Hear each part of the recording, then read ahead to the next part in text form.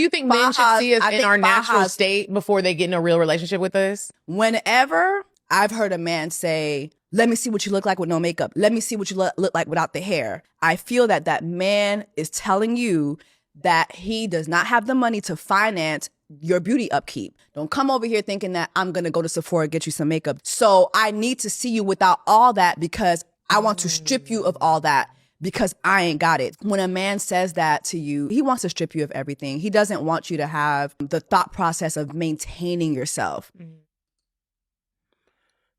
No, beloved. We want to make sure that you don't look like a gargoyle under there. We want to make sure that you don't turn into stone when the sun come up. We want to make sure that you ain't a day walker. God forbid you meet Blade and we got smoke and you got to run because your makeup start running. You about to burn up in the sunshine. That's all it is. It's nothing super duper deep. We just want to make sure we understand who we getting in bed with. Pun intended.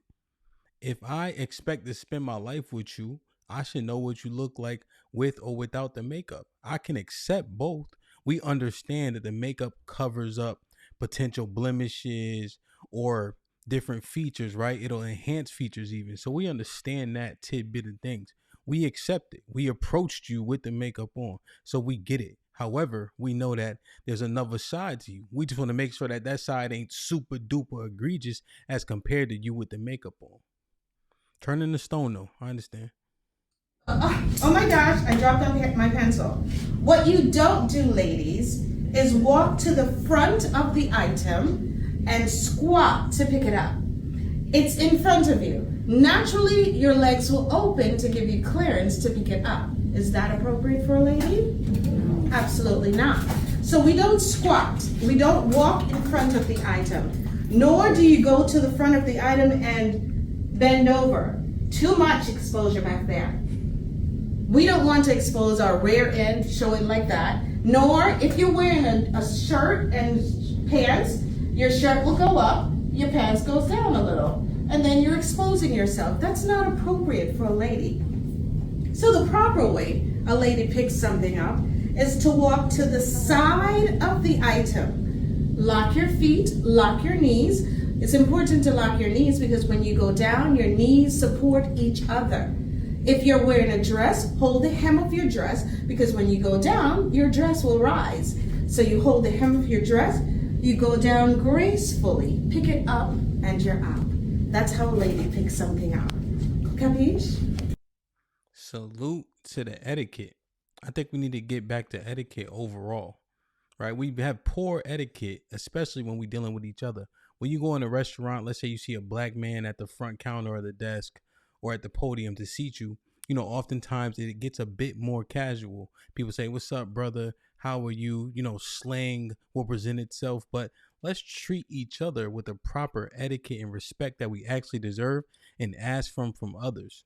This is just a tidbit of something that is specific to women, but I just appreciate it in its entirety. And I think we can adopt etiquette overall, just being more of the norm for us as opposed to a surprise. If you can't submit to your husband, ask yourself if you got married for a wedding and for an aesthetic and so that your shame could be removed and so that you don't look like nobody wants you, or if you actually wanted to be married to someone, if you actually wanted to become one with that man, if you actually wanted to come under his leadership and headship. This is like so profound, but we skip right over it. And I think one of the reasons that we have such combative natures in our marriage as women, and I'm saying we because I've been there, girl. We like to be argumentative. We don't want to be submitted. We don't want to be obedient. This man can't tell me nothing. But it's like, well, if you felt that way about him and if you had no intention of coming under his headship and being protected by him and being led and guided by him, not controlled necessarily, but there is an aspect of control that goes into it, because if a man cannot control his home, he cannot protect it. If he cannot control his woman, he cannot protect her. Yeah, man, check out Ephesians 5. Paul lays it out pretty clean for us. The first thing it says, we both have to be submitted under the Most High God. That's number one. And then two, the wife has to submit herself to her husband in all subjection. And then three, the husband loves his wife as Jesus loved the church and gave himself up for it. So, you know, you committing to kill and die for that woman, and that woman is committing to be in all subjection to you. It's a biblical concept. Concept being marriage is biblical. So you just follow the rules and guidelines that are laid out. You can't make them up as you go, or make them up or abide to them as you see fit. Because what are the other motives for being married? I think she might have a point. Man, here we go again with one of this bullshit. I challenge all men to keep their kids 30 days straight without contacting anybody for help. I bet 99% of y'all fold. Lower it to 98, cause bitch, I ain't part of that. What y'all fail to realize, a lot of us brothers, we take care of our kids and we have them full time. It's just no need for us to go on the internet. I don't need no fucking pity party. I've been having my kids since the time they came out the womb. Bottom line, anybody that know me know goddamn well, I take cares of mine. I takes cares of mine. You feel me? Why you make it a you thing, beloved? Why you turn it from 99 to 98? You ain't special. That should be the message. Men take care of their kids, right? It's also a two-person job. So the point itself is disingenuous to say a dude up on the internet talking about take care of your kids for 30 days without help. What are you talking about? Nobody does that. Everybody has somebody to help them, right? And they should, because the kid itself has two parents. So this is a challenge that we should dismiss, right? And rebuke, because we want to make sure that the kids have both their mom and their dad. But even when people are doing it alone, you goddamn right, and you better believe that grandma there, grandpa there, somebody cousin watching them, somebody auntie watching them, your favorite auntie got them, your favorite auntie pick them up from school. So stop the cap, first and foremost. But also, men have more control over children because we are the authoritative figure. You can go to any video on the internet and see fathers able to take control of the situation much more quickly and efficiently than moms, right? So when I got my kids and my wife not home, there's much more order and structure. They seem to take advantage of her nurture. And that's how things should go, right? So it's no shade. It just is what it is. But in terms of making sure things are orderly, fathers definitely got that on lock. Mom do a whole lot of dope shit. But you talking about controlling kids for 30 days? We got the advantage. Fed up, and I done had my last stroke with you, Miss Huddleston. I come to school to learn, not to be treated like I'm a little kid. I take care of my damn self. So guess what? I want to learn something from you. Y'all went on strike for a whole week to get paid to teach us, and now you here and you want to teach? Me, you better teach some. Me, you better teach some. Me, you better teach some. I'm not playing. I'm fed up, and I... Yo, keep it a buck though. I was in a conversation amongst a bunch of teachers, and they had a similar disposition like what the young lady here is calling out. They be there just to collect a check, and they be in different cities where it may be a little bit more difficult of a demographic. We understand that.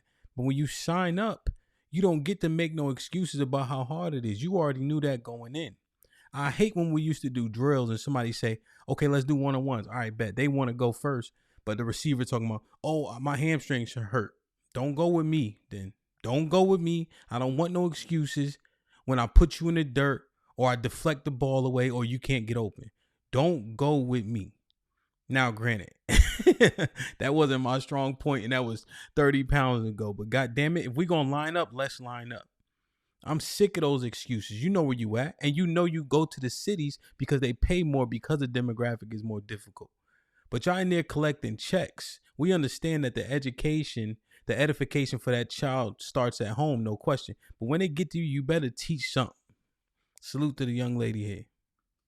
They got this nigga gonorrhea and HIV, all them within a month, right? So boom, we was together for like 5 years. I do hair, so like I had all these motherfucking clients or whatever. And for some reason, every time a client left, it was so fucking embarrassing because like they would always send me my nigga page and be like, yo, ain't this your boyfriend? Like why he in my DMs or whatever, blah, blah, blah. This one girl, I knew she had chlamydia, like, and she was the bop. She used to like like everybody, whatever. And she had gonorrhea in her throat. I basically like made her come over. I did her hair or whatever, and I already knew what he was gonna be on. So like, boom, that shit got set up. Him and his homeboy though, they was both sitting on the couch, and she bought both of them. So boom. So then I played it off or whatever. He wondering why like I don't really want to do nothing with him and stuff like that. And I'm just basically trying to say like I'm not really feeling too well. Like I think I got to the hospital or whatever. Like I just don't really feel like we need to be doing anything. So then a couple weeks went by. He told me he had to go to the hospital, and I'm just like, what's the matter? Like, are you okay with that? He's like, no, like I'm cool. It's just like a regular physical type shit. He never told me, like, still to this day, he never confessed that he had fucking chlamydia, but like I fucking know he had it. Like, so then boom, time went on.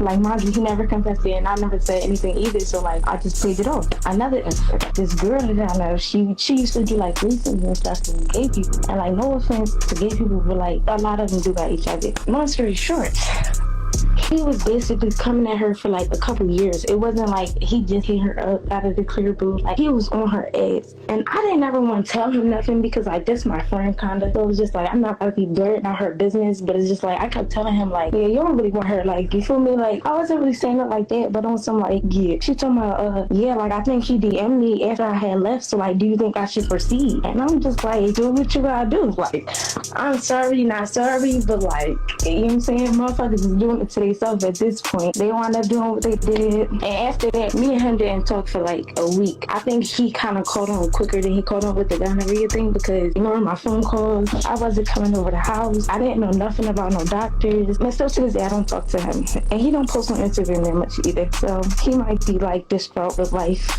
So yeah. So right now, he has chlamydia. Her boyfriend cheating on her. So the work that she does, she has insight into these women that he was trying to get with. One had chlamydia, the other one had the HIV. She made sure that he had access to both so he could get burned, number one, and get death, number two. I seen the medicines, shout out to Magic Johnson and all that, but that's diabolical to say the least. Now, let me ask you, you play stupid games, you get stupid prizes. If she sick the girl on you by saying, yo, come to my house, I'm going to do your hair, I'm going to leave so that you can get access to my man and his friend, that don't sound right. Is son so thirsty that he just doing anything and everything? What he willing to do for a Klondike bar? But yo, you don't get a nigga back like that.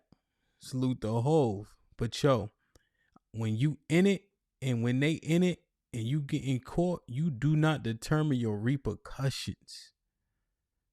This is some sick shit, but you do not determine your repercussions. Fellas, we gotta be honest about what we want. Yeah, we want that girl, but if we still gotta sow our wild oats, we gotta think twice about committing to that relationship. The women say that, yo, if you be honest with me up front, I may be willing to make a compromise in terms of you dealing with outside women in a controlled environment. They say that. I say, let's try it. Because us trying to hide shit, sneak, do it behind their back, ain't getting us nothing but stupid ass prizes from stupid ass games.